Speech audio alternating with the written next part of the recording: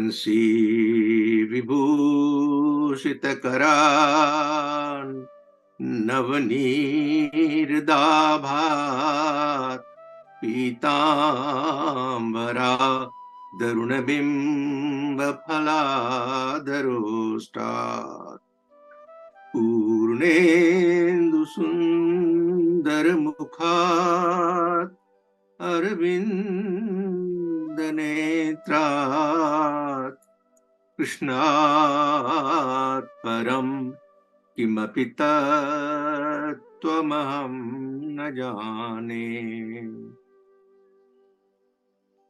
अज्ञानतिमिरान्धस्य ज्ञानाञ्जनशलाकया चक्षुरुन्मीलितं येन तस्मै श्री गुरवे नमः।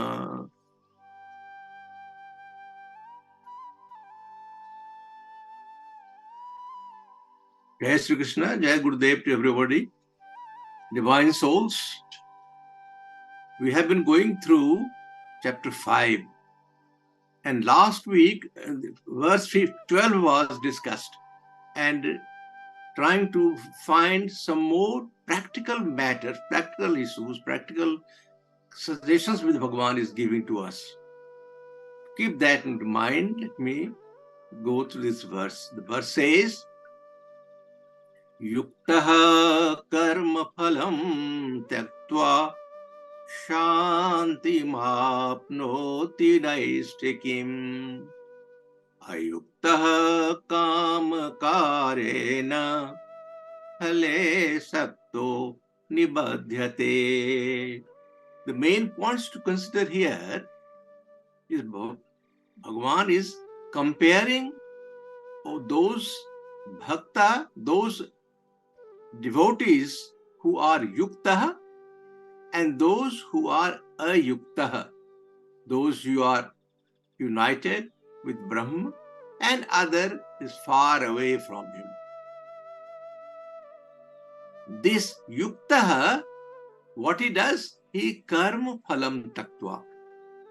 He abandons the fruit of all his actions. And the result is what? He apnoti santim, which is naistikim. He attains that peace which is eternal, which is everlasting. That is the state of affair for a person who is well poised, harmonized with the Brahma. And what is the fate of ayukta? Kamakarena phale sakto nibadhyate. Because of this, person is involved in desire all the time. He is all the time going after the fruit of action. Kamakarena phale sakto. He is attached to the fruit, and this attachment is because he is impelled by desire. Kamakarena. And the result is what? Nibadhyate. He is bound to the sansar. In this verse, the main point which I wanted to separately go through is santim mapnoti. And that santim, which is naistikim, but let us concentrate on santim. What does shantim? How we can get shanti? You will find that the shanti word appears in Bhagavad Gita in many, many verses. Sometimes unqualified, like Shantim, chapter 266 and all these. And at other time, qualified. Shantim naistikim, Shantim param Shantim, Shashvat Shantim, Anantaram Shantim. All these are everlasting, permanent Shanti, not the temporary Shanti, which we all worldly people get some happiness, get some peace of mind, which is followed by asanti, followed by dukkha. This is not the case for those who attain param santi or antaram santi. This is what Bhagavan wants us to go to. That is the climax, that is the top level of shanti. Now, let us see how we can attain that shanti. I last time discussed also, I mentioned also 5 steps to eternal peace. Let us start with the first stage, the beginning stage, what everyone should or must perform, and this is one which must follow. There is no if and but into it, and it is not a big science to understand. It's very simple to understand. We should perform actions which are righteous. धर्म नियोजित कर्म हम करें, कर्म जो करें वो धर्म नियोजित हो, prescribed by dharma. And this beautiful verse, I keep on repeating, is verse 24 of chapter 16. Tashmat shastram pramanam te karya vyavasthitau gyatva shastra vidhanoktam karma kartumiharasi. It is the scripture which is the authority in determining what is the right action to be performed and what is not right. You should not perform that action. So Bhagavan says the scripture should be your guideline, the scripture should be authority, and you perform action laid down by the regulation of scriptures. He's repeated this. He says, Shastram pramanante Shastra vidhanoktam kartu viharasi. So this is one, but one can say, well, I don't know Shastra. I have not gone through Shastra, Purana. Who is going to read?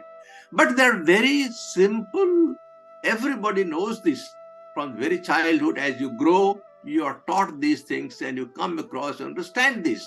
May not be understanding the deep or meaning of काम, but चाह, desire, इच्छा, ये मन करता है, हमारी इच्छा होती है हमारे मन में या काम करने की इच्छा, that everybody knows. क्रोध, who doesn't know? Anger, everybody knows anger. लोभ, everybody knows. काम, क्रोध, लोभ, क्षोभ, मद, मत्सर, everybody knows this. But the tragedy is that most of us falter. We make mistake, we commit mistake, we get into this jealousy. The fellow next door, if his son gets admission into Harvard, your son didn't get it, now you are so much jealous. Not that your son didn't get it. Worse than that, your neighbor's son got it. In that way, thousands and thousands of examples every day. We face all these. Greed, lust, all these are enemies for us.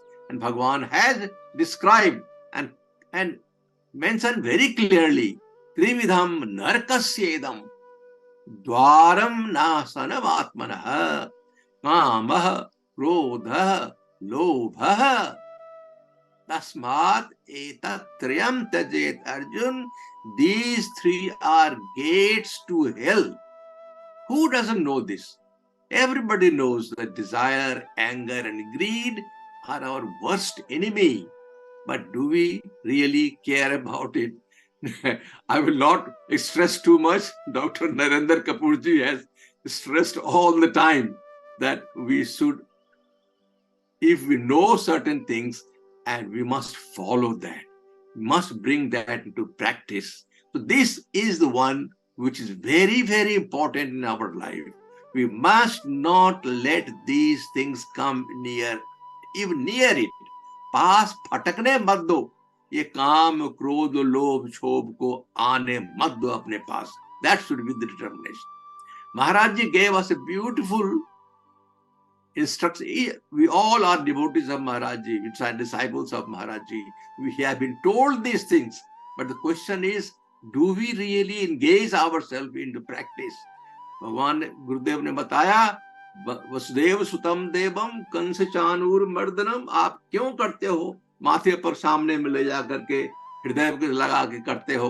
तो कंस और चानूर को महाराज जी ने बताया कि Kans Dzire है और Chanura anger है, काम और क्रोध है। जब हम बोलते जाते हैं वसुदेव सुतम देवम Kans Chanura मर्दनम Devaki परमानंदम, we repeat that how many times? Maybe many times in the day. But whenever we talk of Vasudev Sutam Devam, as soon as Kans Chanur comes, we must say within ourselves that I am not going to get this desire and anger anywhere near me. That has to be practiced all the time. Now, this is the first step where we must be performing action which are righteous. Now the question is, if you are practicing righteous karma, are you performing for yourself or are you performing for others? Are you performing selfish action or are you performing selfless action? That is the second step. Once we know what is righteous thing to do, we direct our attention, we let our actions go towards selfless action, free from rag or dvesh. This rag or dvesh, attachment and aversion, this goes with once you have selfish action, whether हमें क्या मिला, हमें से क्या लाभ हुआ। तो राग और द्वेष ये दो अपोजिट चीजें होती हैं whenever you perform action for yourself. So you must try to do things for others. And beautiful verses we have gone through. Yagyarthat karmano nyatra lokoyam karma bandhana tadartham karma kaunteya mukta sangha samachara. And Gurudev told us Seva, Satkar and Sangathan. He has explained many times, and we all have heard Maharajji several times what is meaning of yajna and how to perform selfless action. This should be free from raga and dvesh. Raga dvesha viyuktaistu visayan indriyais charan atma vasye videyatma prasadam adhigacchati. If you are performing action for selfless action, self-control, then you will not be having any attachment or repulsion and you will attain peace of mind. What about third stage? Once you start performing action, a selfless action for somebody else, you add one more quality onto your action. That is attach devotion onto it. Brahmanyadhaya karmani. Brahmanyadhaya karmani. Yat karosi yad asnasi. We have gone through this verse, 27 of the chapter 9, where we surrender ourselves. Whatever we do perform, we perform with the suggestion of devotion, offering everything onto the feet of Lord.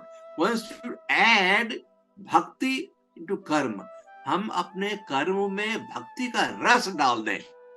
भक्ति का रस डालने से वो कर्म मीठा हो जाएगा, उस कर्म का जो वैल्यू है बहुत बढ़ जाएगा. That will added value to your karma which you attach bhakti. That is the stage 3.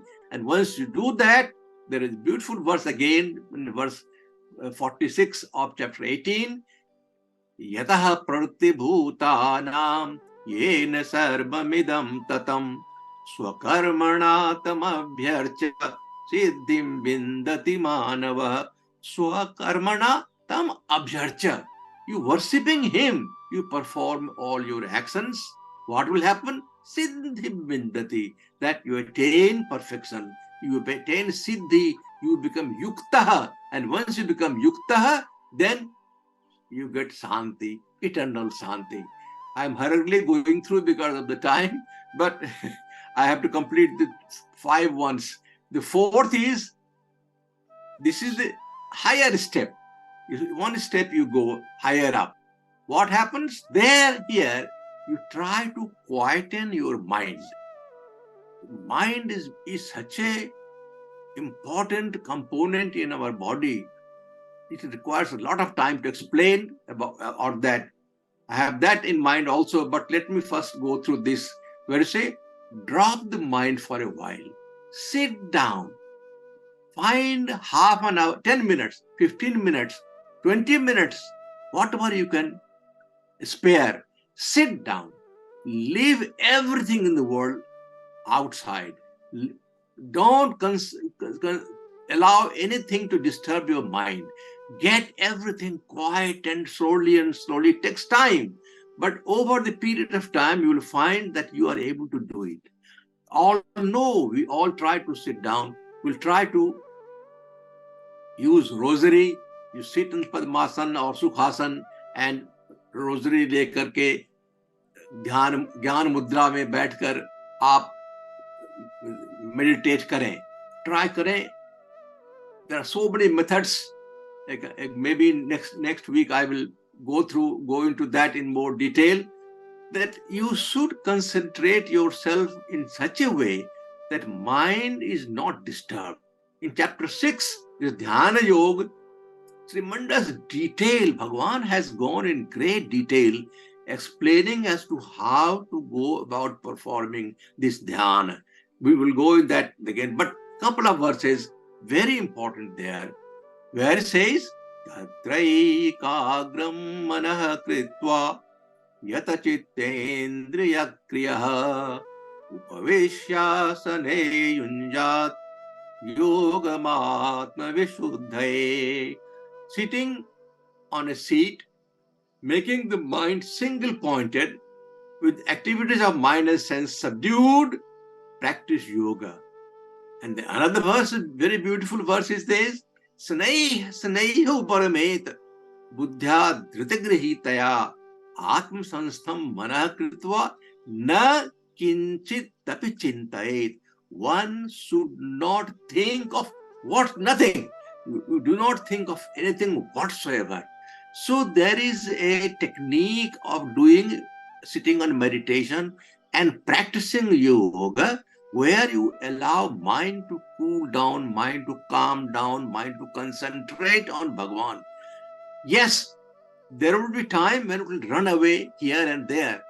Once it starts running here and there is also, Bhagavan says, yato nischarati manaschanchalamasthritam tato niyamyetat atmanyeva vasamnayet.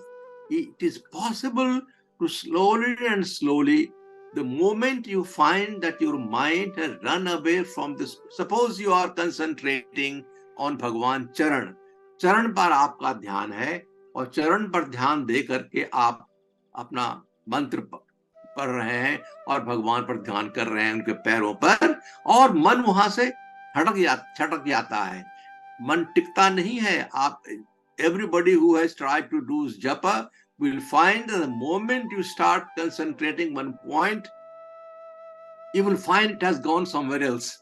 And so you will have to first understand or realize that your mind is not at the feet of the Lord. Then you will try to bring it back. यतो निश्चरने चला जाता है, मन का स्वभाव चरने जाना है, कुछ कहीं और चला जाता है, तो उसको वहां से पकड़ कर खींच कर लाना पड़ता है. Slowly, niyam, there is called one word Bhagavan has used, niyamyetat. You don't force it. It is not a question of forcing it. It is disciplining the mind. Mind has to be disciplined. And why there is a need for the mind to be disciplined, I will explain that next week. But what is important here, that mind is the most important component in our body. It is the mind which is our friend. It is the mind which is our enemy. It is the mind who will take us to the supreme. It is the mind who will take us to the hell. So important, and particularly योग शास्त्र में, पतंजलि योग शास्त्र में मन को शांत करने का मन वृत्ति विरोध, उसको कंट्रोल करने का बहुत सुंदर तरीका बताया हुआ है. Maybe I will dwell with that next week also. But it is important that we must try to sit down for a moment. You go to this step, then you will realize that you will able to go up and attain peace of mind. But then the fifth stage I will just mention here. The fifth stage is the highest stage of eternal peace, where one realizes that I am Sat Chit Anand, I am Brahma. You are the peace alone. You are the bliss itself. You are the eternal bliss, your consciousness. You are the existence. You are the bliss. You are the Sat Chit Anand. That realization, which once that comes in, then there is no way you can have any asanti. That will be permanent abode of peace is that. Esha brahminsthiti prartha nainam prapi vimujati sthitva samanta kalepi brahma nirvana vrikshati. Bhagavan is talked about the last verse of chapter 2, where he says, O Partha, the state of being established in Brahma, one does not become deluded after reading this. One attains identification with the Brahma by being established in this stage. Even in the closing years of one life, one should do it. Chidananda Rupa Sivoham Sivoham. I think I will stop here. Thank you very much for this is beautiful subject, beautiful. You can go on and on. Fantastic knowledge is given, Bhagavan has given us. Jai Sri Krishna, Jai Gurudev.